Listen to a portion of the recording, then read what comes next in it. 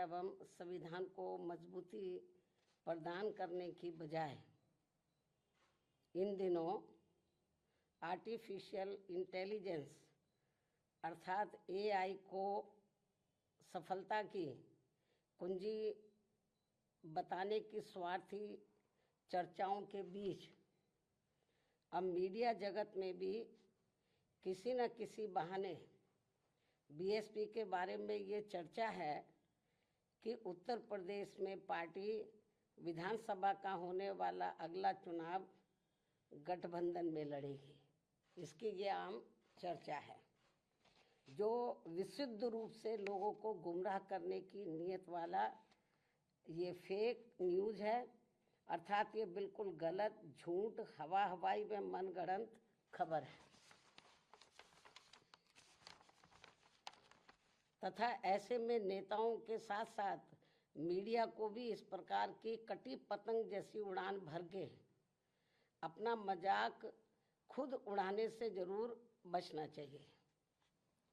जबकि इसके बारे में अर्थात अकेले अपने बलबूते पर चुनाव लड़ने के बारे में बीएसपी की राष्ट्रीय अध्यक्ष द्वारा मेरे द्वारा खुद एक बार नहीं बल्कि कई बार सार्वजनिक तौर पर तथा खास तौर से दिनांक 9 अक्टूबर सन 2025 को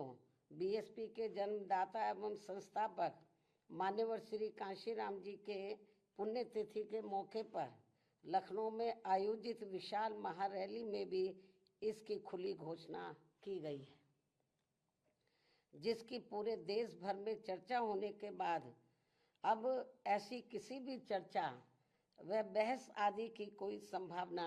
नहीं बची है। लेकिन फिर भी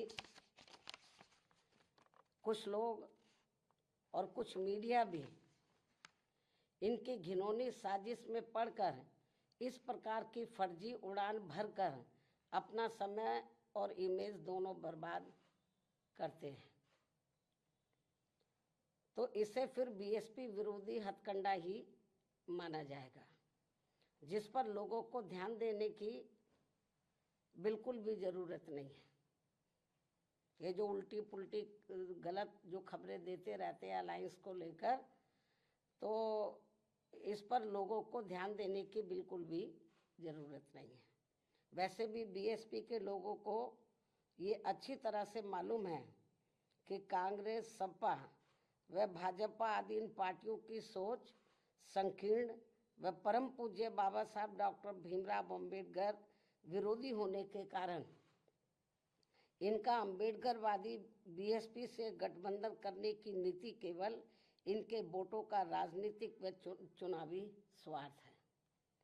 तथा इनसे गठबंधन करने से बीएसपी को केवल नुकसान ही नुकसान होता है, फायदा नहीं। और इसलिए बीएसपी के लोग अपने 2027 के मिशन में अकेले ही पूरे जी जान से लगे हुए हैं, जिस पर से उन लोगों का ध्यान भटकाने के लिए ही इस प्रकार की घिनौनी साजिशें ये लोग करते रहते हैं। ऐसे में पार्टी के सभी लोगों से यही अनुरोध है कि वे ऐसी अनर्गल व मनगढ़ंत बातों पर कतई भी ध्यान ना दें और वे हाथी की मस्त चाल चलते रहे तथा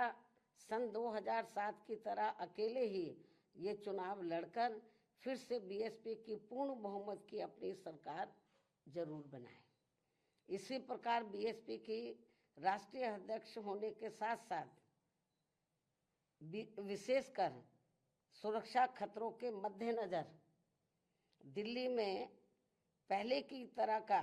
टाइप 8 का नया बंगला काफ़ी लंबे समय के बाद अभी हाल ही में अलॉट होने के बारे में भी जो गलत व गुमराह करने वाली बीएसपी को नुकसान पहुंचाने की बातें षड्यंत्र के तहत प्रचारित की जा रही है, उससे भी लोगों को अति सावधान रहने की ज़रूरत है। जबकि वर्तमान सरकार ने भी, यानी कि वर्तमान जो केंद्र में बीजेपी की सरकार है, जबकि वर्तमान सरकार ने भी टाइप 8 का बंगला मेरी सुरक्षा के हिसाब से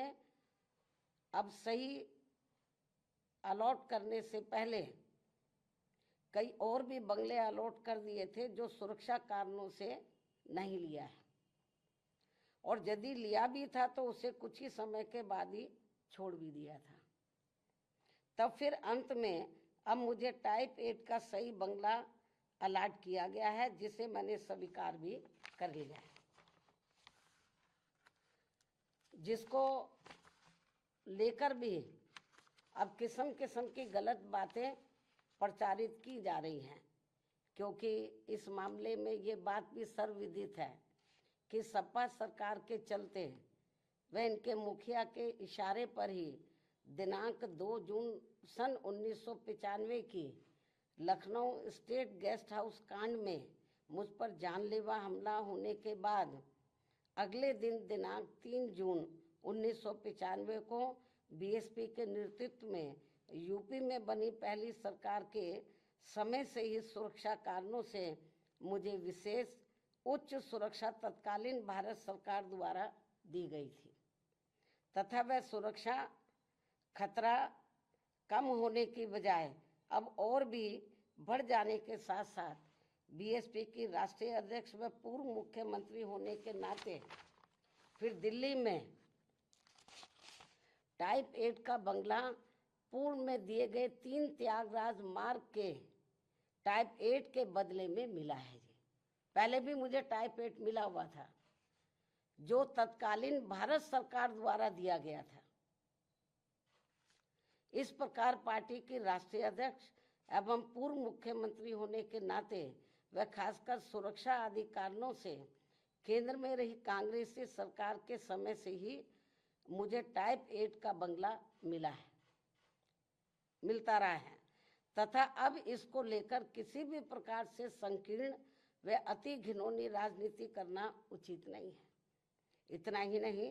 बल्कि जैसे जैसे चुनाव नजदीक आएगा तो विरोधियों के साम दाम दंड भेद आदि के हथकंडे तथा बीएसपी को सत्ता से दूर रखने के षड्यंत्र और भी बढ़ते जाएंगे, जैसा कि हमेशा से